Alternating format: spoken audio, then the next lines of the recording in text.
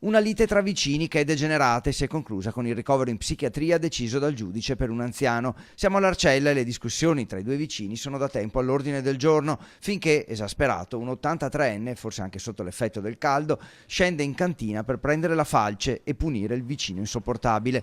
La moglie però, che vede la scena, interviene. Anche lei, esasperata dalle frequenti reazioni violente del marito, riesce a bloccarlo e impedirgli di armarsi, ma l'anziano è ormai fuori controllo. Prende un bastone e picchia la moglie, una violenta bastonata alla testa, mentre qualcuno chiama il 118. La donna viene subito soccorsa e trasportata in ospedale, dove viene raggiunta dai carabinieri, che ricostruiscono l'accaduto, ma ricevono il fermo rifiuto della donna a denunciare il marito. A quel punto è entrato in scena il giudice, che ha deciso di disporre una visita psichiatrica per l'83enne e come conseguenza il ricovero obbligatorio nel reparto di psichiatria dell'ospedale di Padova, che il magistrato ha la facoltà di disporre temporaneamente. Intanto la moglie si è trasferita da parenti e si spera che nel frattempo l'anziano ritrovi la calma.